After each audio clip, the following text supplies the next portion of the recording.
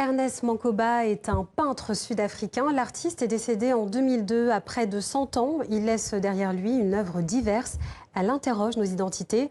Pour en parler, Alice Knock, bonsoir.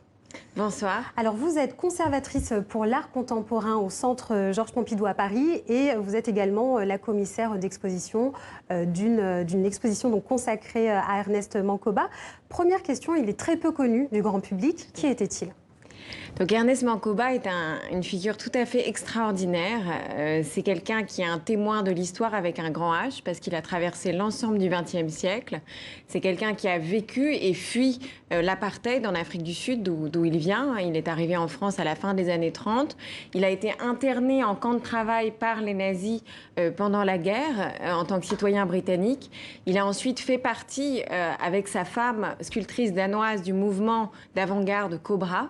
Et puis ensuite, il a vécu une vie d'isolement, de solitude, avant d'être redécouvert à l'aube, au crépuscule de sa vie plutôt, par les plus grands commissaires internationaux aujourd'hui.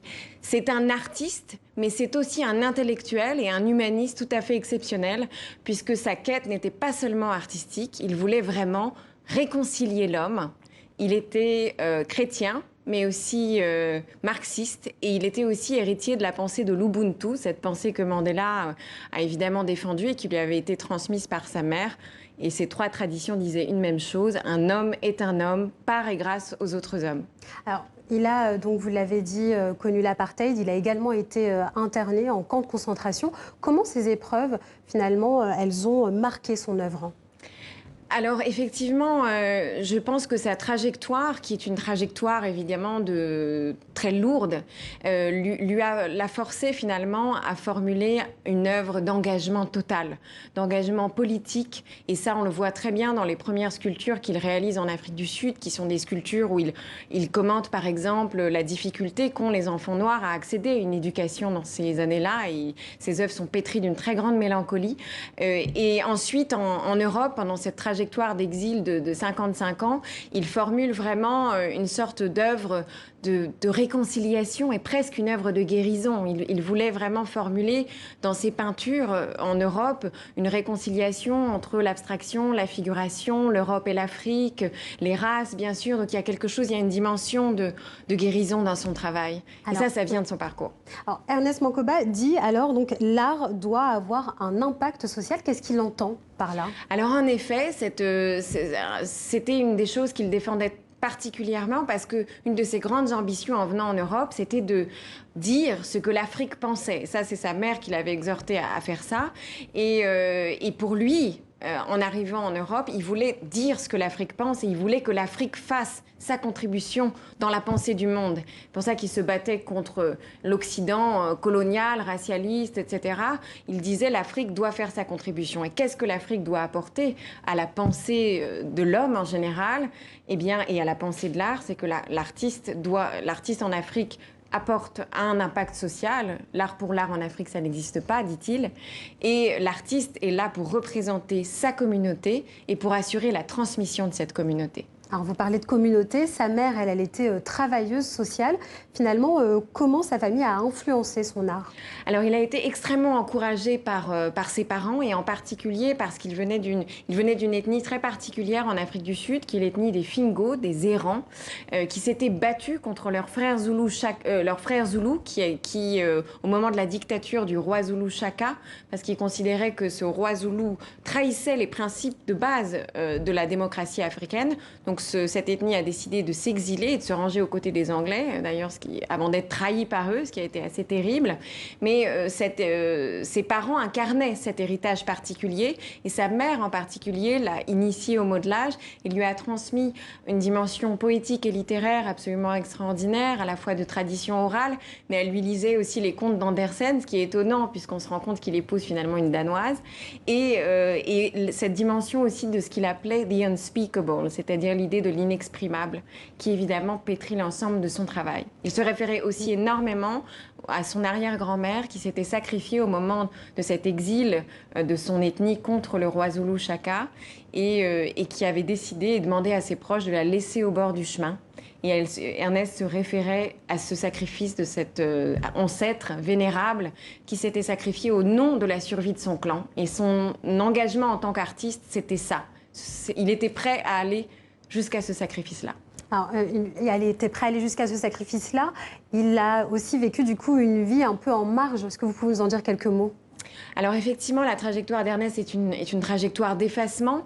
Il fait partie à la fin des années... bon, en Afrique du Sud, il suit une formation assez exceptionnelle pour un homme noir à son époque, mais le système de l'apartheid étant ce qu'il était, on lui propose de fabriquer des effigies pour touristes, pour le ministère du Tourisme. Et il vit ça comme une insulte et il se rend compte qu'il doit partir et aller à Paris pour pouvoir être libre. Et une fois en Europe, il fait partie du mouvement Cobra après la guerre, à la fin des années 40. Mais il est très vite effacé de ce mouvement.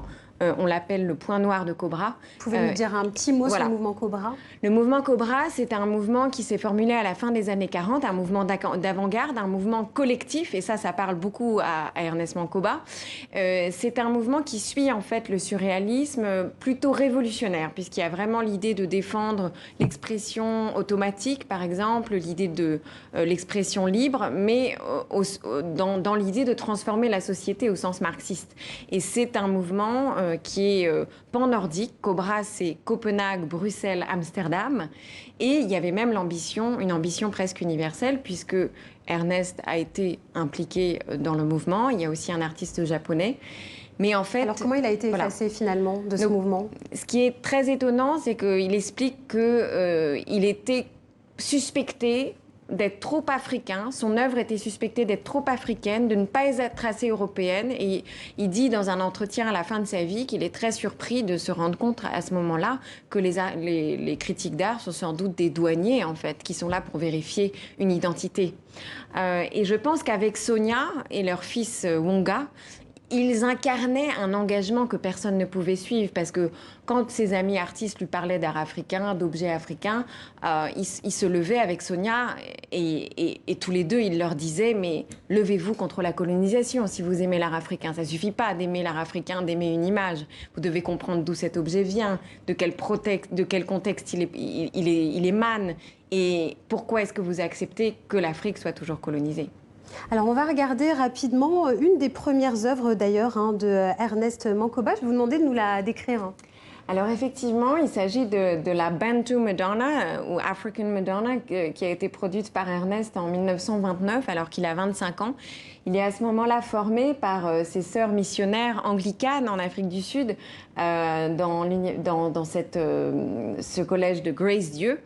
Et elle est extrêmement intéressante parce que c'est une œuvre très précoce, mais elle dit déjà beaucoup de choses du travail d'Ernest. Donc on voit une vierge qui est évidemment occidentale, mais cette vierge est représentée sous les traits d'une femme noire, ce qui est une des premières représentations de la Vierge sous les traits d'une femme noire en Afrique du Sud, bien sûr. Et elle est extrêmement mélancolique. Et j'ai trouvé une lettre d'une des sœurs qui avait formé l'artiste et qui parle justement de cette mélancolie et qui dit que qu'il y avait certains jours où Ernest avait l'impression que du fer entrait dans son âme et qu'il ne pourrait jamais pardonner à l'homme blanc. Donc d'une certaine façon, on voit ici le désir de synthèse qui sera toute l'histoire de la vie d'Ernest, c'est ce dialogue entre l'Occident et l'Afrique, et la volonté de parler, de dire quelque chose. Et finalement, toute son œuvre, c'est ça, c'est peu à peu prendre la parole dès qu'il le peut, et par ailleurs formuler une œuvre qui est une œuvre qui est de l'ordre du langage. Merci Alicia Knock, conservatrice pour l'art contemporain au Centre Pompidou. Je rappelle, pour ceux qui auront la chance d'être à Paris, que l'exposition dédiée à Ernest Mancoba est visible jusqu'au 23 septembre. Merci.